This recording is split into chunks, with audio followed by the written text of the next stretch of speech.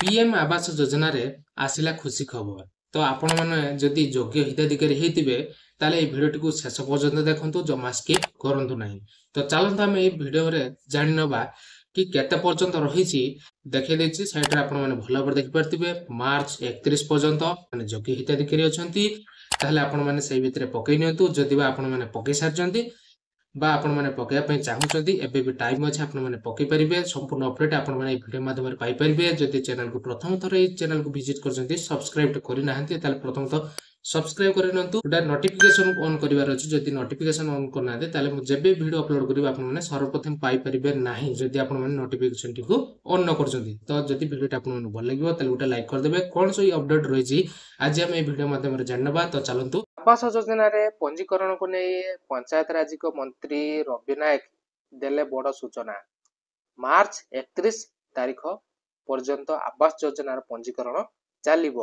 ପ୍ରଧାନମନ୍ତ୍ରୀ ଆବାସ ଘର ପାଇଁ ଆବେଦନ କଲେଣି ପ୍ରାୟ 12 ଲକ୍ଷ ଲୋକେ। ପ୍ରଧାନମନ୍ତ୍ରୀ ଆବାସ ଯୋଜନାରେ ସାମିଲ ହେବା ଆରମ୍ଭ ହୋଇଥିବା ପଞ୍ଜୀକରଣ ସଂଖ୍ୟା 12,50,000 ପହଞ୍ଚିଲାଣି। ସବୁ ଲୋକଙ୍କ ପକ୍କା ଘର ସ୍ୱପ୍ନ ପୂରଣ କରାଯିବ ବୋଲି ମନ୍ତ୍ରୀ ସୂଚନା ଦେଇଥିଲେ। ପାଖାପାଖି 6 ଲକ୍ଷ ଲୋକଙ୍କ ତାଲିକା ପ୍ରସ୍ତୁତ ହୋଇଛି। ତାହା ଛଡ଼ା ଯେଉଁମାନେ ରହିଥିବେ ସେମାନଙ୍କୁ ମଧ୍ୟ ଅନ୍ତର୍ଭୁକ୍ତ କରାଯିବ ବୋଲି ଗତ 9 ତାରିଖରେ ମନ୍ତ୍ରୀ କହିଥିଲେ। ଯୋଉ ଆମର ପଞ୍ଚାୟତ ରାଜ ମନ୍ତ୍ରୀ ଅଛନ୍ତି ସିଏ କଣ ସୂଚନା ଦେଇଥିଲେ, ଜଣେ କେହି ବି ଯୋଗ୍ୟ ହିତାଧିକାରୀ ବଞ୍ଚିତ ରହିବେ ନାହିଁ, ସମସ୍ତଙ୍କୁ ପକ୍କା ଘର ମିଳିବ। ଯଦି ଆପଣ ମାନେ ଯୋଗ୍ୟ ହିତାଧିକାରୀ ଅଟନ୍ତି, ଯଦି ଏତେ ପର୍ଯ୍ୟନ୍ତ ପିଏମ୍ ଆବାସ ପକେଇ ନାହାନ୍ତି, ତାହେଲେ ଆପଣ ମାନେ ପ୍ରଧାନମନ୍ତ୍ରୀ ଯୋଉ ଆବାସ ଗୃହ ଯୋଜନାରେ ଆପଣ ମାନେ ସାମିଲ ହେଇପାରିବେ। ଆପଣ ମାନଙ୍କୁ ଘର ମଧ୍ୟ ମିଳିପାରିବ। ଯଦି ଆପଣ ମାନେ ଚାହୁଁଛନ୍ତି କି ମୋର ଗୋଟେ ପକ୍କା ଘର ଦରକାର, ତାହେଲେ ଆପଣ ମାନେ ଯୋଗ୍ୟ ଯଦି ଅଛନ୍ତି ତାହେଲେ ଆପଣ ମାନେ ନିହାତି ଆବେଦନ କରନ୍ତୁ। ତ ଆପଣ ମାନେ କୁ ନିହାତି ପକ୍କା ଘର ଆପଣ ମାନଙ୍କୁ ନିହାତି ମିଳିବ। ଏହା ମନ୍ତ୍ରୀ କହିଛନ୍ତି ଆମର ରବି ନାୟକ, ଆମର ପଞ୍ଚାୟତ ରାଜ ମନ୍ତ୍ରୀ। ତ କହିଥିଲେ ଯଦି ଗୃହରେ ଆବାସକୁ ନେଇ ହୋଇଥିବା ତଥ୍ୟ ଆସିବା ପରେ ଏବେ ସବୁ ଯୋଗ୍ୟ ହିତାଧିକାରୀ ଘର ମିଳିବ।